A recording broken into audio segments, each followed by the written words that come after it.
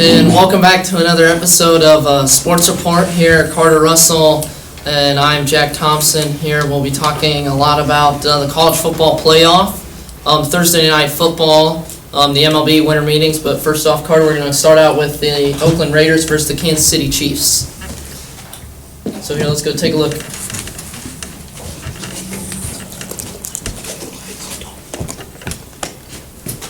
All right, we'll go ahead and roll the tape here.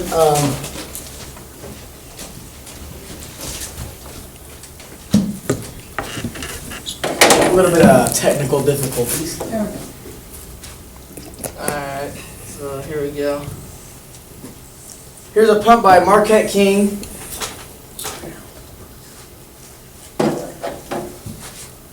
That was a big punt for them. Muffed by Tyreek Hill on the punt. He's an inexperienced player, also explosive though. He scored at least, I think he had 2 touchdowns this game. Just couldn't hold on to that one. It's a slip ball, cold weather. And here, Janikowski hits from 33 yards out to make the game 3-0 Chiefs. Which, in that play, is a big point because the Raiders got in field goal position and were able to get on top first. And there's Alex Smith with a big downfield throw, which he's been doing all game. I mean, he just looked really well and playing the best football of his career right now. Here, that was a big play for the Oakland Raiders, getting a big stop on 4th down, which was a huge play in the first quarter. Kind of shifted the tides to the Oakland Raiders. Khalil Mack did a great job of gap penetration on that play and stayed in his gap and did his job, which is what he's out there getting paid to do.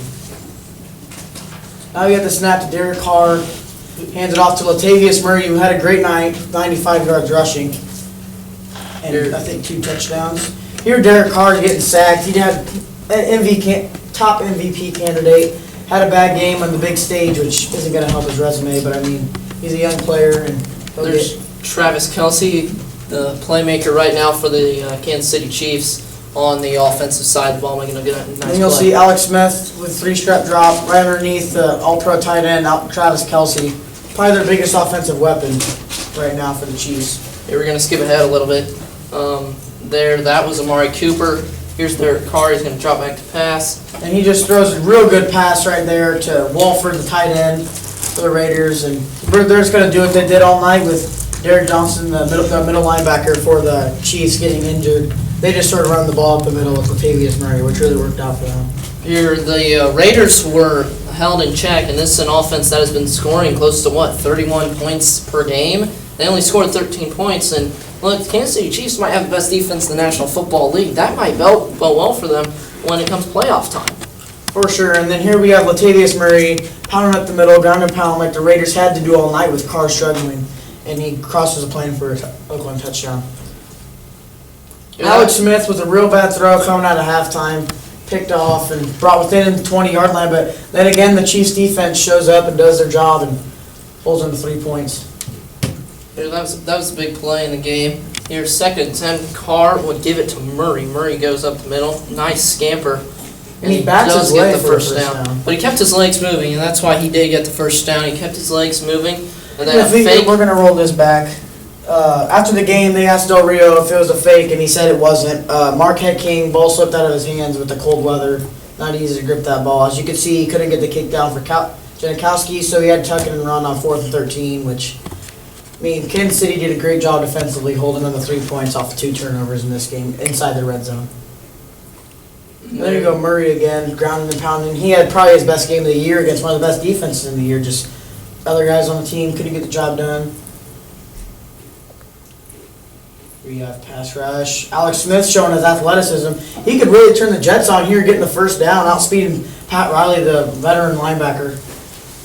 Here's Murray again, who had himself just a fantastic night. Like Carter said, gets another first down after the gain of 12. Then here Derek Carr would step up in the pocket, would throw it long, and he missed Amari Cooper. Amari Cooper, he looked like he might have tripped, but this was a well-designed play, just not executed like the Oakland Raiders would have felt. Great play call here, but I don't really know what happens there. He just I don't know if he just loses in the lights or loses his footing or something. That was just not something you see all the time from a great receiver like Amari Cooper is for their team. Big part of their offense, big missed opportunity for the Raiders. Here we go again with Daryl Washington running up the middle. He got a couple carries last night. This basically won the game for the Kansas City Chiefs. Oakland with only 2 timeouts, minute 56, getting a nice stop on 4th and 10. And that Don't forget Spencer Ware too. He had a great night for the Chiefs on the ground, doing his job, getting first down, about 5 yards for runs. Spencer Ware and Sharkandrick West, they really turned into the playmakers for the Kansas City Chiefs as they would get the win 21-13 last night. And there we go, best formation in football, victory formation for the Kansas City Chiefs. All right, so that was a game for first place in the AFC West. Now Kansas City, they control their own destiny to win the AFC West, which was a big game, not just in the AFC West to win the division, but also for home field in the AFC West. With the Patriots, they have 2 losses, Yes. correct? And the Chiefs have 3, so depending on what happens there, Kansas City might be playing at home all the way to the Super Bowl. Oh yeah, I mean, Patriots still control their own destiny, being 2-loss team. They went out, they're number 1 seed in the AFC, but my favorite to win the AFC right now is the Kansas City Chiefs, but the way their defense is performing. Their defense has offensively really clicking in the passing game. Yeah, they've ran the ball pretty well too. Sharkandrick West and company for the Kansas City offense have looked really good so far. Our next question is the worst division in football. I think it's the AFC South. It's a very weak division. The teams that are tied for first place are all 6-6, that being the Tennessee Titans, the Indianapolis Colts, and the Houston Texans. So that division, we don't know how it's going to turn out, but it might be a team under 500 that can be going to the playoffs representing that division. Oh yeah, I agree. I mean, when you have Texas at the top of your division with a young quarterback, Brock Osweiler, who struggled all year, and young receiving core and Hopkins and Fuller, who are very talented, but have been banged up during the year with Watt out and everything. They're a very, very average team, and they're in an average division, which is going to find their way to the playoffs if they win out. Although Indianapolis, they did show signs of improvement last Monday night against the Jets, which would help out a lot. But how could the Tennessee Titans, too, a very young football team, and it's very nice for them to get into the divisional race for a good quarterback in Marcus Mariota, too. Oh yeah, very much so. I mean, and they have the second leading rusher in the NFL with DeMarco Murray. Yes. Very well, showing he can do things, getting the ball on the outsides, and Mariota's still developing as a young quarterback too. Yep, so here we're going to move on from the NFL, and we're going to go to college football. The college football playoff was announced, the top 4 teams, maybe a little bit of an argument, but it is Alabama, Clemson, Ohio State, and the Pac-12 champ, Washington. What was your reaction on the playoff committee going the direction that they went? As much as I love my Michigan, I feel like Ohio State, with not playing last Saturday, I feel like Penn State, with their big comeback win over Wisconsin, deserved a spot in the top 4. Which, I mean, didn't work out for them, but otherwise Alabama won, was in pace, and Clemson 2 with Washington 4, which I don't like Washington very much as a team. I don't think they're developed as well, being in not a strong conference, but I mean, they did their job and ended with 1 loss and won the conference and got in. So. Here, and I think the committee went the way of saying, look, there's 4 teams that have one loss. All of them have 1 loss except for Alabama, who has none. And Penn State had 2, including an early season loss against Pitt, which is not a good loss, along with a blowout loss to Michigan, which I think hurt Penn State. I think if they win one of those games, I think they're in, and maybe Washington is left out. There's 2 Big Ten teams in. But the other team that was really lost in this was the Oklahoma Sooners. I mean, where were they at? They were the Big 12 conference champs. Okay, they didn't play very well in the non-conference, but still, they played a Houston team where back then they were all healthy, and they looked like one of the best teams in the country when they played them. But they've been coming along too. So where were they in the discussion at all? Well, I mean, with their win in the snow this year against West Virginia, which was a big win with West Virginia being, 10th, 11th in the country at that point. Somewhere at that point. And they had early losses against a good Ohio State team And a Houston good, team. healthy Houston team who ended up But- beating Louisville later in the year. Do you think, too, what hurt them was the fact that they played Ohio State at home and they got beat by 21 points? I True. think that's what hurt them. I think if they play a closer game, they're right there with Penn State for the next playoff spot. Yeah, which for could have sure. been. For sure. I mean, if they're gonna schedule these big non-conference games, you gotta compete and show that you deserve to be in the playoff, which they didn't do against Ohio State at home. Here, our next question is, who got hosed more, TCU in 2014 or Penn State in 2016? I think it's TCU in 2014, because that team was, ranked third going into the final weekend, and they won by, 53 points. I think TCU did. That was a really good football team who should have been in over Ohio State, which eventually won the national championship, so the committee looked good. But I still think TCU should have got in over Ohio State. What are your thoughts on that? True. I mean, the NCAA got what they wanted. Ohio State in the college football playoff first year. And Trayvon Boykin and his crew, they were a real good football team, offensively powered, and they ended up doing their job, and they still didn't. The committee just didn't see what they saw and didn't get in. So, Do you think, too, going back to 2014, which might have hurt Penn State, too, was the head-to-head part? Was the team that Penn State got beat to in Michigan, they were there with 2 losses, so the committee's saying, well, look, if we're going to put Penn State in, and they got beat by Michigan, then what do we do with Michigan and Ohio State? I mean, it's a tough call on the committee. And that's what happened to TCU, too. They got beat by Baylor at home.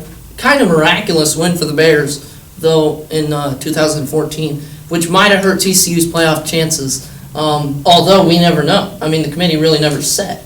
yeah, true. I mean, you really don't know what to do with Michigan because, I mean, if you put Penn State in, Michigan beat Penn State by at least 35 points at home, which, I mean, it was a different Penn State team back then, but still solid win for Michigan in conference games. So, Here, our next question is, do you agree with the Heisman finalists? The Heisman finalists were Lamar Jackson, Deshaun Watson, Baker Mayfield, D.D. Westbrook, and Jabril Peppers. I didn't really agree with it here. I took some notes on this last night, and here, the 2 guys that I thought should have went to New York instead of Baker Mayfield, Deontay Foreman of Texas and Donnell Pumphrey, they both rushed for over 2,000 yards. Although Texas was 5-7, which might have hurt Deontay Foreman, but I think they should have got invited to New York instead of a Baker Mayfield. yeah, for sure. I mean, Baker Mayfield struggled earlier in the year in the big game. And, I mean, Pumphrey, although he is a guy from San Diego State, not a strong conference out there, he still is on the top 5 leaderboard of all-time rushing yards in NCAA football history. So And then, I think he should have got a shot. And the Foreman kid last night ended up winning running back of the year over Dalvin Cook and Pumphrey. So. And then the other thing with Foreman is, if there's one thing that you could hang your hat on for the Texas team this season, it was how good Deontay Foreman played. Even though he is going to the NFL draft, that is something that you can build on going forward with your good running game. Oh yeah, definitely. Especially with him winning the award last night, that'll help recruiting with the new coach and everything. So. Let's talk a little bit about college basketball and the NBA. Here, Declan, how are you doing? Good. Good. All right, here, our first question is, UCLA the best team on the West Coast? Declan, what are your thoughts about that? Yes, they are. I think Lonzo Ball is going to be a great player throughout his career. He can shoot the ball, and he hasn't been doing that much, and he can also pass the ball. I beg to disagree. I like the team in Washington named Gonzaga. I like the Zags. They got a really good big man in the middle, Prema Karnowski. They got 2 transfers, Jordan Matthews and Nigel Williams-Goss, along with freshman Josh Tilley and returning guard Josh Perkins. I think the Zags are the best team on the West Coast. I think they're going to go to the Final Four this year. I like Prema Karnowski in the middle because no one will be able to stop him.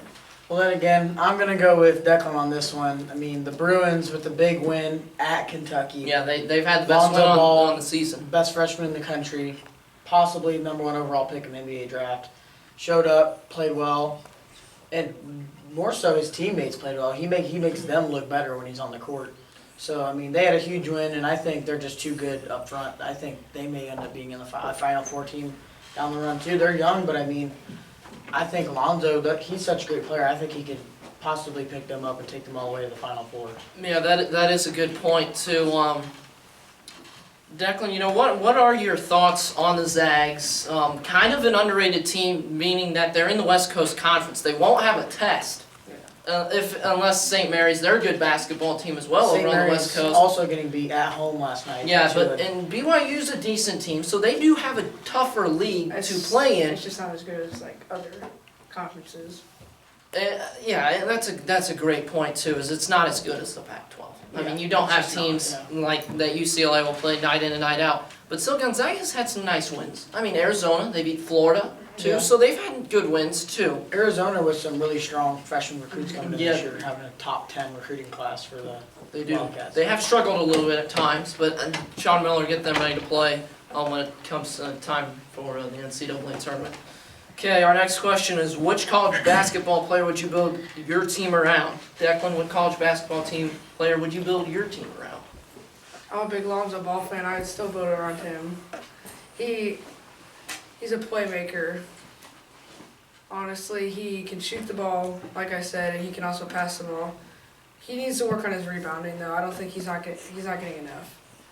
I would build mine around Frank Mason. I love my tough, gritty senior point guards. Frank Mason gives you that. He can make a play. He guards. He's just a good player. And look, Bill Self has one of the best luxuries in the country. Devontae Graham, Josh Jackson, and Frank Mason in your backcourt. That's a pretty good backcourt with Frank Mason leading the way. Yeah, for sure. I mean, this is a hard decision between Malik Monk and Lonzo Ball for me, but I'm going to go with Malik Monk, the guard out of Kentucky. He's a real fiery player. You can tell when he plays, he just has a lot of fun. He's real electric, makes a lot of dunks, gets the crowd into the game, and he plays smart too. You can tell he acts like he's been there before. So, and I like him being paired with Calipari down there in Kentucky with all the great freshmen they have. This definitely is the year of the freshmen. Other freshmen that we didn't mention, Markel Fultz of Washington, great player there. Even Miles Bridges. I mean, you could build a team around him very, very well. Much, How about the point guard at Wisconsin, Bronson Canning? Really nice player too. And here our next question, we're going to go to the NBA here for this one. What was more impressive, Clay's 60 or Russell Westbrook triple-double streak? Declan, what are your thoughts? Clay's 60. Russell Westbrook, I know, can put up those numbers every night that he can, but I think 60 points in the matter of time that he played was amazing that he could do that. That was Wilt Chamberlain time to get 100, but he got 60 in 29 minutes. He did really good. You know, even though I'm a big Klay Thompson fan, and even though I want to go with Klay, I've got to go with Russell Westbrook's triple-double. I mean, he's doing this at, 6'3", 6'4". He doesn't really have anyone around him that you can really key on either. Maybe Victor Oladipo, maybe.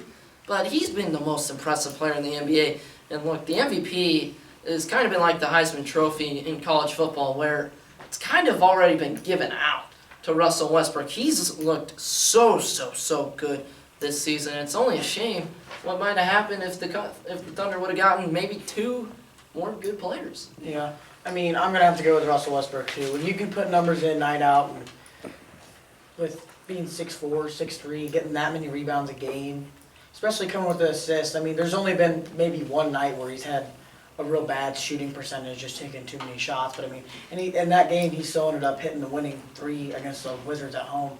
But I agree, there's really only maybe one dude you can key around, which maybe Oladipo, which is more of a defensive guy, more of an electrifying player. But I mean, he does it all for him. He rebounds, he does everything. And I mean, I think it's obvious too. I mean, if he's not the MVP, I don't know who is. So. All right, our last question here with Declan is, who's the best team in the NBA right now? Declan, who's the best team in the NBA? I had to go with the Warriors. The Cavaliers are a good team, but the Warriors have just too many good stars. You got KD, you got Steph Curry, and Klay Thompson, who just put up 60 the other night, but I'd have to go with the Warriors. They're a better team. I do agree on that. I think the Warriors, after night 1, we were all looking at ourselves like, maybe this isn't going to work. It's worked pretty well. They've gotten things figured out. They've started to guard a little bit more, which has looked really good, and they've shared the basketball. They've really been unselfish. But then again, they're also getting their fair share of points. So I think the Warriors are hands down. But the Cavaliers are definitely that's going to be great finals if they get in the finals. You can make a case for either team, for and against each team. So I'm going to go with Golden State. Yeah, me too. I mean, everybody talks about Curry and Durant and Thompson and the Splash Brothers. I mean, but really, I think the key to this team is Draymond Green. I mean, he can shoot the ball, and he's their leading rebounder on the team, which he does that night in and night out. And I mean, he's real gritty. He's out there to win Defensive MVP of the Year. I mean, we all realize that too. But I mean, he's the center of their team. If without him, I don't think they're the team they are. I don't think they're in the top 5 for teams. Just not being able to get defensive plays down low and rebound. Leo Aguilera, how are you guys doing? Good. Good. I know a big match on Saturday between Barcelona and Real Madrid. Here we're going to take a look at some tape. Here, let's go. We have Lionel Messi, number 10. Here, Toby, we're going to go back here. And we're going to, Leo, can you break down the set piece from Barcelona here? Here we have a free kick right next to the left corner kick spot, and you have good Neymar. He's about to kick it. It's a good pass, and Luis Suarez, being the greatest striker in soccer, scores a great goal. Joe, what were your thoughts on this goal? I know you're a Barcelona fan, so I mean, this is a big goal in this game. I mean, there's only, 20 minutes, 30 minutes left in the game, so that's a big goal. Yeah, I think Neymar really did a really great job kicking that free kick, and Luis Suarez hitting it in. All right, here we're going to take another look at it. Their crowd going crazy, and so is Luis Suarez, too. And the thing that's also really good is that scoring that goal got the crowd really hyped up, because it was also in Barcelona, in their stadium in Camp Nou, and got them all excited. It was a big goal. Giovanni, what were your thoughts after the goal, what maybe the match would have going down the stretch after the goal? Now, Barcelona has a 1-0 lead. I mean, they get 3 points right now. Yeah, I think that it was a really big relief, since we didn't have to worry about them taking the lead, and if they even scored, we were just tied in the halftime. So. All right, here, we're going to let it go. Of course, they are very, very, very pumped up, and Real Madrid looking around, wondering what happened. But, 1-0. This is a big game, too. Real Madrid, 6 points? 6 points ahead, right? So a big game, Barcelona trying to get back in 3 points. They still would play another match after this. There, the header just... Leo, talk about the header, though, from Luis Suarez, and how he did it. Well, he just got a good cross. I mean, Neymar's really good with set pieces, and all he had to do is put his head on it, it was going in. Joe, I know being taught soccer through the ranks, aren't you supposed to hit it with your head and hit it down and with pace, right? And that's what Luis Suarez did, here we're going to roll again.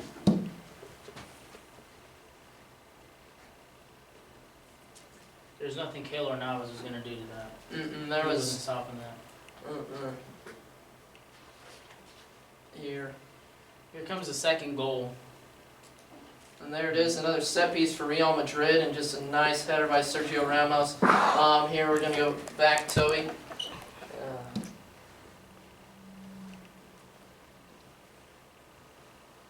Alright, Leo, break down this set piece. Here you have Luka Modric. He's really good at free kicks. He's one of the best in the Spanish league, and he just puts just a beautiful curve into the box, and Sergio Ramos puts his head on it and scores a goal. Joe, a set piece, very, very key to execute, especially with 80 in the 84th minute. How did this set piece kind of work for Real Madrid, and how was Sergio Ramos able to get it down and get it with pace? I think they had really good positioning, and Sergio Ramos took advantage of how they were positioned. Barcelona's defense was positioned. Alright, He was so, able to get into the back of the net. here we're going to pause it and go back. Alright, so, a big game for the La Liga standings for both teams. Which team, Leo, did you think it impacted more?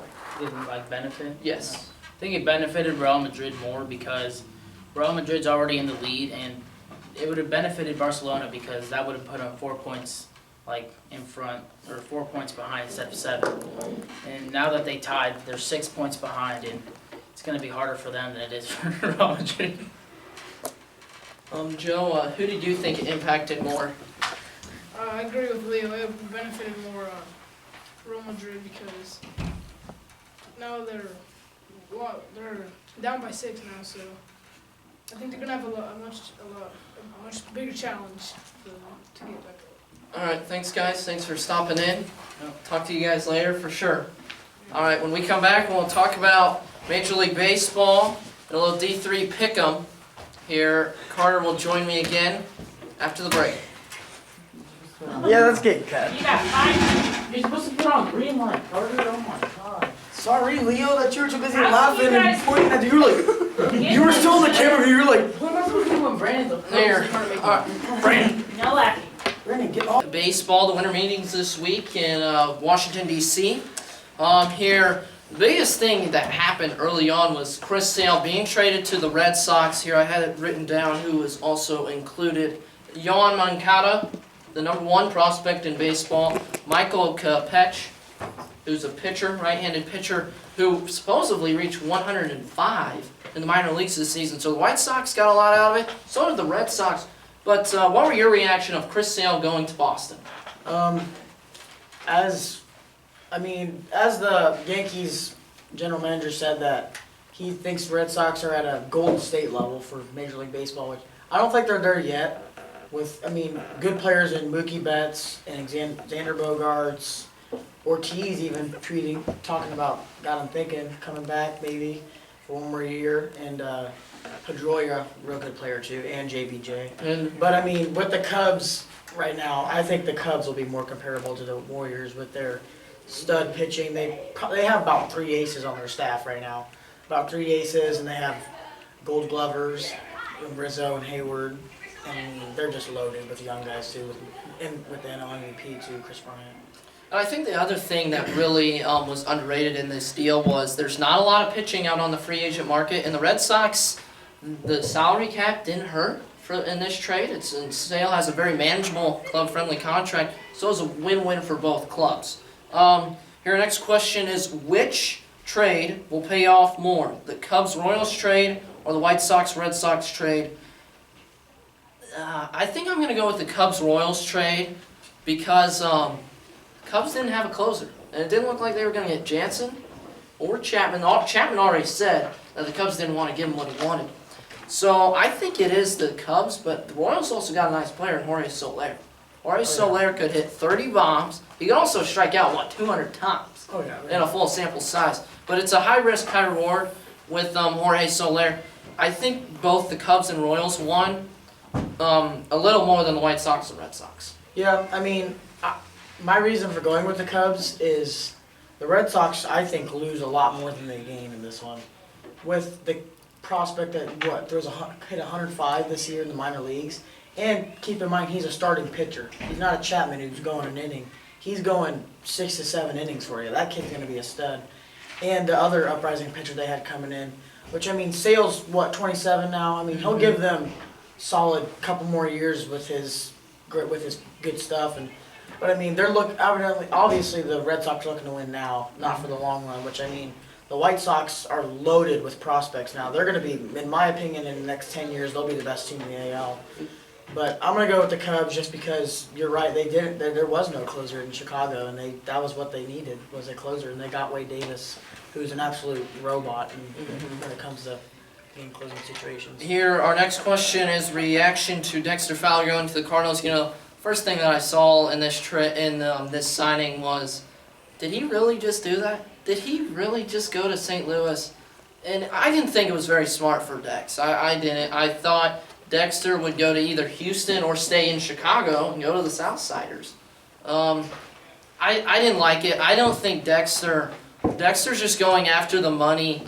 It's a St. Louis team that definitely has potential going forward, but Dexter's in his prime right now. If he wants to win, he should have went to Houston, Chicago, stayed in Chicago, or went to Washington. That's where he For should sure. went. I think this year Houston's my favorite.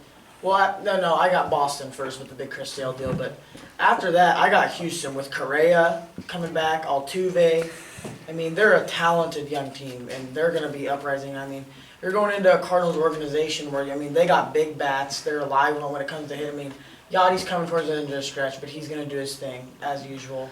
And the outfield's strong. Infield-wise, I don't see it at all. I mean, the shortstop Diaz is a great hitter. He'll develop in one of the better hitting shortstops in baseball, but I mean, Carpenter, I think he's getting towards his end. He's not playing as well as he used to be able to. And And the I mean, other, on the pitching staff, there's just nothing there No. whatsoever. I mean, you got a stud pitcher in Alex Reyes, but at best on a good rotation, he's a 3-4 guy at most.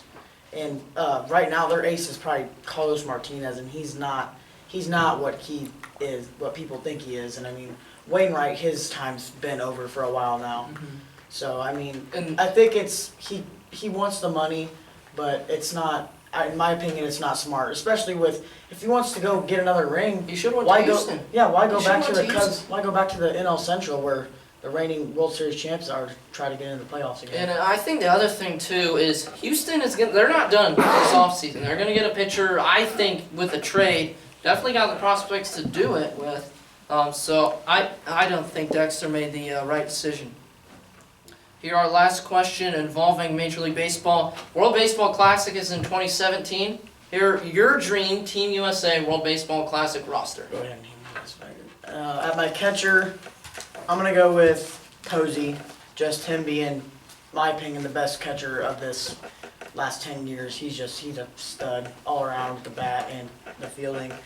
At first base, I'm gonna go with Goldschmidt. He's real solid. I mean, he's not gonna get the light that he gets playing for the Diamondbacks, but at second base, I'm gonna go with Ben Zobrist out from Chicago. He's a solid bat. You can put him a lot of places in the field if you need to.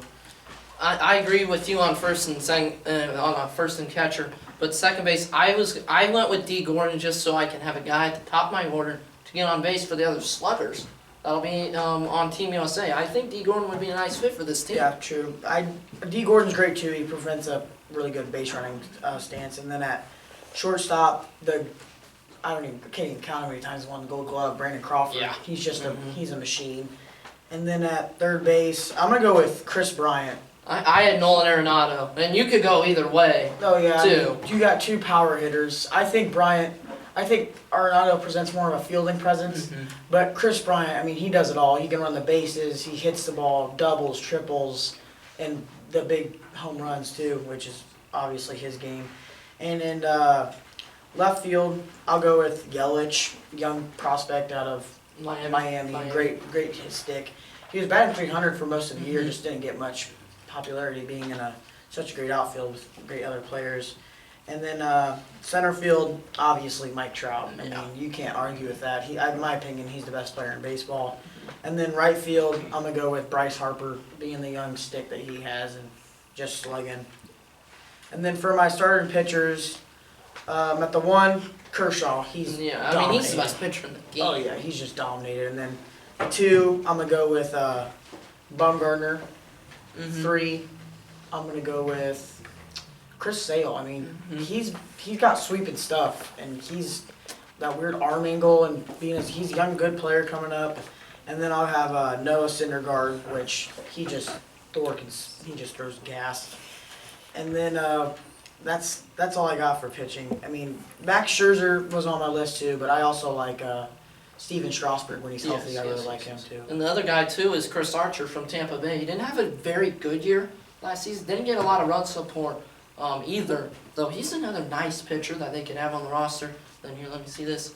And then the relief pitchers, which the U.S. will have a really good bullpen. Oh yes. I'm going to go Dellin Betances from the New York Yankees, Oh, yeah. Zach Britton from Baltimore, Wade Davis, the newly acquired Chicago Cub, Andrew Miller, and we saw how good he was in October for the Cleveland Indians, and then Craig Kimbrell from the Boston Red Sox. That is our dream Team USA WBC team.